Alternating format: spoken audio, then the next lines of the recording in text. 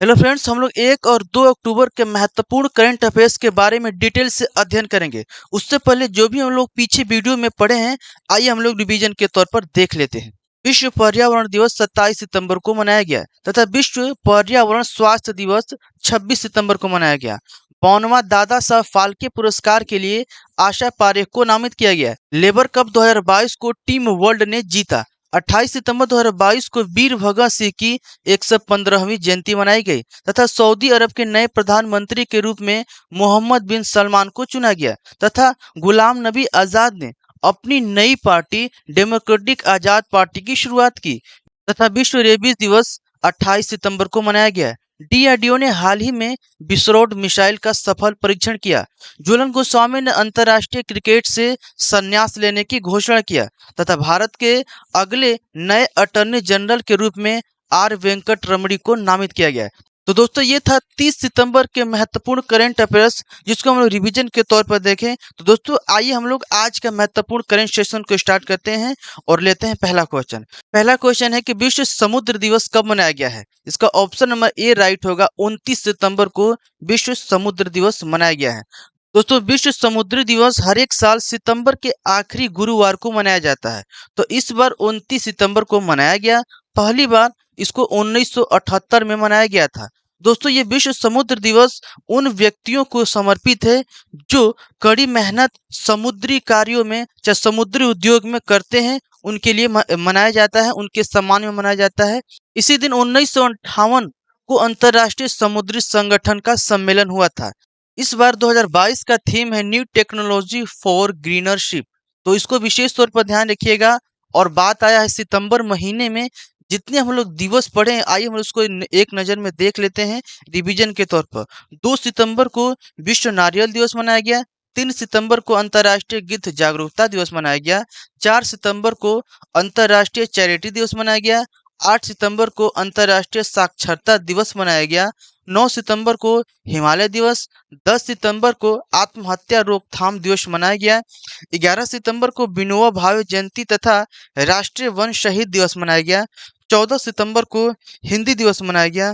15 सितंबर को अंतर्राष्ट्रीय लोकतंत्र दिवस तथा इंजीनियर दिवस मनाया गया तथा 16 सितंबर को विश्व ओजोन दिवस मनाया गया। 18 सितंबर को विश्व बांस दिवस मनाया गया तथा 21 सितंबर को अंतर्राष्ट्रीय शांति दिवस व विश्व अल्जाइमर दिवस मनाया गया तथा 22 सितंबर को विश्व कैंसर दिवस मनाया गया। 25 सितंबर को विश्व नदी दिवस तथा अंत्योदय दिवस मनाया गया तथा 27 सितंबर को विश्व पर्यटन दिवस मनाया गया।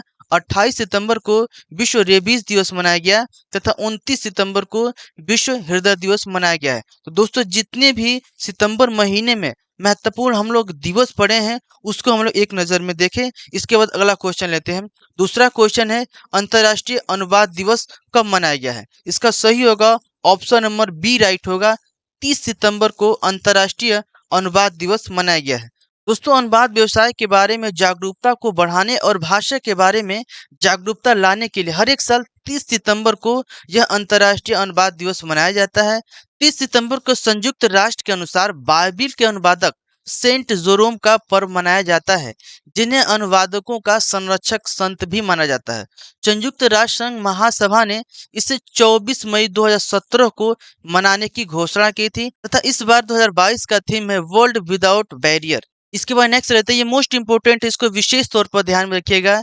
नई दिल्ली में प्रदान किए गए 68वें फिल्म पुरस्कार। देखिए, इसके अंतर्गत राष्ट्रपति द्रौपदी मुर्मू ने 30 सितंबर 2022 को नई दिल्ली में 68वें राष्ट्रीय फिल्म पुरस्कार प्रदान किया है। इसमें 2020 का दादा साहब फाल्के पुरस्कार अभिनेत्री आशा पारेख को दिया गया है तथा सर्वश्रेष्ठ फिल्म फीचर का पुरस्कार तमिल फिल्म है सोराराई पोट्टू, उसको दिया गया है। तथा अगर हिंदी फिल्म की बात करें तो एक अजय देवगन की फिल्म आई थी तान्हाजी, उसको पुरस्कृत किया गया है। तथा मराठी फिल्म आई थी फ्यूनरल, जो सामाजिक मुद्दे पर आधारित थी, इसके लिए इसको सर्वश्रेष्ठ फिल्म पुरस्कार दिया गया है। तथा इसके अलावा अजय देवगन को तान्हाजी के लिए तथा सूर्या को सुरोई पोट्टरू के लिए फिल्म के लिए सर्वश्रेष्ठ अभिनेता चुना गया है। ये अजय देवगन है जिनको तान्हा के लिए मिला है तथा ये सूर्या है जिनको सोरारई पोट्टरू के लिए सर्वश्रेष्ठ अभिनेता चुना गया है। तथा सर्वश्रेष्ठ अभिनेत्री का पुरस्कार अर्पणा बाल मुरली को दिया गया है, जो किस मूवी में थी, सोरारई पोट्टरू में थी।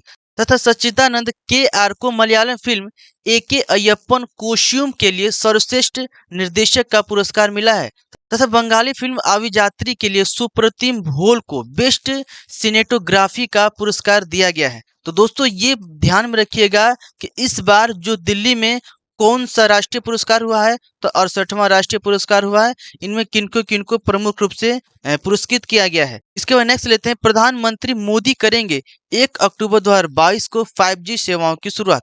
देखिए प्रधानमंत्री नरेंद्र मोदी द्वारा 1 अक्टूबर 2022 को नई दिल्ली में 5G सेवाओं की शुरुआत की जा रही है। इससे फायदा क्या होगा दोस्तों कि जो भी हमारे मोबाइल के जो डाटा स्पीड है बढ़ जाएंगे तथा कोई भी कार्य आसानी से होगा, कोई भी डाटा में समस्या नहीं होगा। इसको पूरा करने के लिए इनका इरादा है, इसे 2 साल में पूरे देश के अंदर 5G सेवाओं को प्रदान किया जाए, फैलाया जाए। इसके बाद नेक्स्ट लेते हैं, ग्लोबल इनोवेशन 2022 में भारत किस स्थान पर है? इसका ऑप्शन नंबर सी राइट होगा, 40वां स्थान पर रहा है। देखिए जेनेवा स्थित विश्व बौद्धिक संपदा संगठन का एक रिपोर्ट के अनुसार भारत ग्लोबल इनोवेशन 2022 में 6 पायदान का उछाल किया है, जिसके द्वारा यह 40वें स्थान पर पहुंच गया है। तुर्की और भारत ने पहली बार 37वें तथा 40वें स्थान पर रहते हुए शीर्ष 40 में प्रवेश किया है। स्विट्जरलैंड लगातार दोस्तों 12 साल से प्रथम रैंक पर है, प्रथम स्थान पर है। अगर इसकी शुरुआत की बात करें तो इस सूचकांक का शुरुआत 2007 में शुरू किया गया था, जिसको सौमित्र दत्ता द्वारा बनाया गया था। इसके बाद नेक्स्ट लेते हैं, मोस्ट इंपोर्टेंट, इसको ध्यान में रखिएगा, हाल ही में किसने दुनिया का सबसे बड़ा पवन सौर ऊर्जा की शुरुआत किया है? इसका ऑप्शन नंबर बी राइट होगा, अडानी ग्रीन ने चालू किया है। देखिए अडानी ग्रीन द्वारा 29 सितंबर 2022 को राजस्थान के जैसलमेर में दुनिया का सबसे बड़ा पवन सौर ऊर्जा को चालू किया गया है। इस परियोजना में 600 मेगावाट सौर ऊर्जा से तथा 150 मेगावाट पवन ऊर्जा से ऊर्जा हमको प्राप्त होगा। इसके साथ ही एगल का वर्तमान में कुल परिचालन उत्पादन हो गया दोस्तों 6.7 गीगावाट हो गया है। मई 2022 में एगल ने जैसलमेर में 390 मेगावाट की क्षमता वाला भारत के पहले हाइब्रिड पावर प्लांट का संचालन भी किया था। इसके बाद नेक्स्ट लेते हैं, 36वें राष्ट्रीय खेल में मीराबाई चानू ने कौन सा पदक जीता है? इसका ऑप्शन नंबर ए राइट होगा, स्वर्ण पदक जीता है। दोस्तों ये अभी हाल ही में मोदी द्वारा उद्घाटन किया गया है 36वें राष्ट्रीय खेल, इसके बारे में हम लेते हैं। देखिए 36वें राष्ट्रीय खेल में मीराबाई चानू ने भारोत्तोलन में स्वर्ण पदक जीता। भारतीय उत्तोलक मीराबाई चानू ने 30 सितंबर 2022 को गांधीनगर में 36वें राष्ट्रीय खेलों में महिलाओं के 49 किलोग्राम वर्ग में स्वर्ण पदक जीत लिया है। मीराबाई चानू ने अपने ही मणिपुर की प्रतिद्वंदी संजीता चानू को उन्होंने हराया है। इससे पहले मीराबाई चानू दोस्तों 30 जुलाई 2022 को बर्मिंघम में राष्ट्रमंडल खेलों में भारत का पहला स्वर्ण पदक भी जीता था, इसको भी ध्यान में रखिएगा। इसके बाद अगला क्वेश्चन है, अंतर्राष्ट्रीय वृद्ध जन दिवस कब मनाया गया है? इसका ऑप्शन नंबर ए राइट होगा, 1 अक्टूबर को अंतर्राष्ट्रीय वृद्ध जन दिवस मनाया गया है। देखिए पूरे विश्व में 1 अक्टूबर को अंतर्राष्ट्रीय वृद्ध जन दिवस मनाया जाता है। संयुक्त राष्ट्र महासभा ने 14 दिसंबर 1990 को 1 अक्टूबर को अंतर्राष्ट्रीय वृद्ध जन दिवस के रूप में मनाए जाने के लिए प्रस्ताव रखा था तथा 1991 में संयुक्त राष्ट्र सभा ने वृद्ध व्यक्तियों के लिए संयुक्त राष्ट्र के सिद्धांतों को मंजूरी भी दी थी तथा इस बार 2022 का थीम है resilience of older persons in a changing world. इस चीज को विशेष तौर पर ध्यान रखिएगा। अगला क्वेश्चन लेते हैं, सीबीआई ने ड्रग नेटवर्किंग को खत्म करने के लिए किस ऑपरेशन की शुरुआत किया है? इसका ऑप्शन नंबर ए राइट होगा, ऑपरेशन गरुड़। ऑपरेशन गरुड़ को चालू किया गया है सीबीआई द्वारा। देखिए क्या होता है इसके बारे में हम लोग जानते हैं। देखिए केंद्रीय जांच ब्यूरो ने अवैध मादक पदार्थों की तस्करी के नेटवर्क के खिलाफ एक बहुत ही अच्छा ऑपरेशन चालू किया है, जिस ऑपरेशन का नाम है ऑपरेशन गरुड़। यह वैश्विक ऑपरेशन हिंद महासागर क्षेत्र पर विशेष तौर पर ध्यान देगा। यह किसके मदद से चालू किया गया है? तो इंटरपोल तथा नार्कोटिक्स, इनके मदद से इस ऑपरेशन को शुरू किया गया है। दोस्तों ऑपरेशन गरुड़ जो है हेल्डर और उत्पादन क्षेत्रों के खिलाफ कार्रवाई के लिए अंतर्राष्ट्रीय पद चिन्हों के साथ दवा के नेटवर्कों को भी लक्षित करने का काम करना चाहती है, इसको भी चिन्हित कर रही है। इसके बाद अगला लेते हैं, कुमार शानू और 3 अन्य को मिला लता मंगेशकर का पुरस्कार। देखिए प्रसिद्ध पार्श्व गायक कुमार शानू और शैलेंद्र तथा गीतकार जोड़ी आनंद मिलन को विभिन्न वर्षों के लिए लता मंगेशकर पुरस्कार से सम्मानित किया गया है। लता मंगेशकर की जयंती 28 सितंबर को थी। इसी दिन के शुभ अवसर पर इनको ये प्रतिष्ठा दिया गया, इनको सम्मान दिया गया है। देखिए, यह पुरस्कार 2021 के लिए कुमार सानू को तथा 2019 के लिए शैलेंद्र सिंह को तथा साल 2020 के लिए आनंद मिलन को पुरस्कृत किया गया है। इसके बाद अगला लेते हैं, दुनिया का सबसे बड़ा सफारी पार्क कहाँ विकसित किया जाएगा? इसका ऑप्शन नंबर डी राइट होगा, हरियाणा में दुनिया का सबसे बड़ा सफारी पार्क विकसित किया जाएगा। देखिए, हरियाणा के अरावली रेंज में दुनिया का सबसे बड़ा जंगल सफारी पार्क विकसित किया जाएगा। इसकी घोषणा 29 सितंबर 2022 को किया गया है। दोस्तों देखिए, ये 10,000 एकड़ में फैला हुआ है, जिसमें गुरुग्राम और नूह जिले भी शामिल होंगे। इस परियोजना का प्रबंध के लिए एक अरावली फाउंडेशन की स्थापना भी किया जाएगा।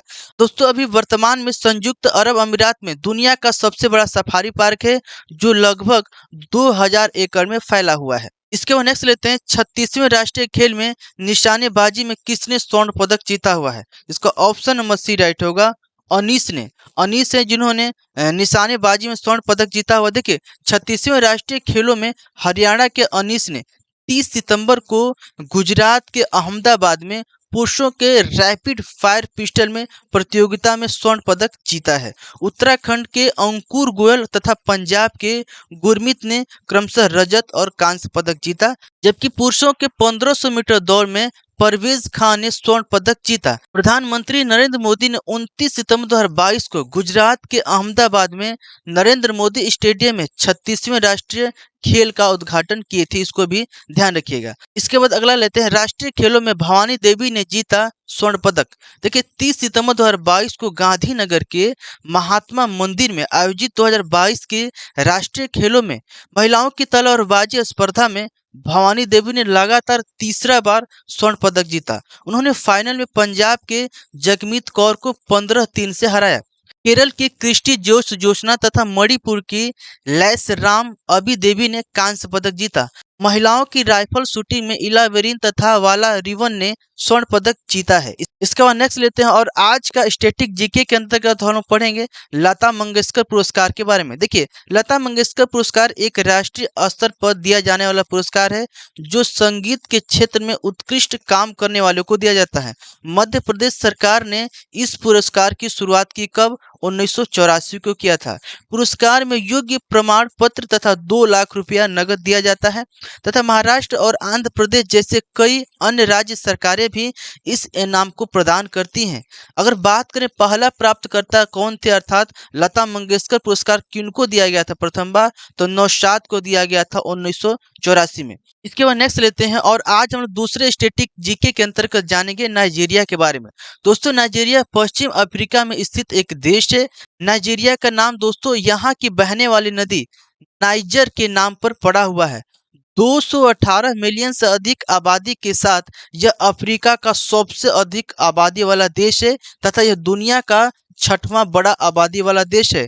1 अक्टूबर 1960 को नाइजीरिया औपचारिक रूप से स्वतंत्र हुआ था। अगर इसकी राजधानी की बात करें तो इसकी राजधानी है अबुजा तथा यहाँ की आधिकारिक भाषा अंग्रेजी है तथा यहाँ के राष्ट्रपति है मोहम्मद बुहारी। तो दोस्तों, हम आशा करेंगे कि जो भी हमने आज महत्वपूर्ण करंट अफेयर्स लिया है, समझाने का प्रयास किया है, आपको अच्छे प्रकार से समझ में आए होंगे। तो दोस्तों, आज के लिए बस इतना ही। मिलेंगे कल के नई रोचक घटनाओं के साथ, तब तक के लिए जय हिंद।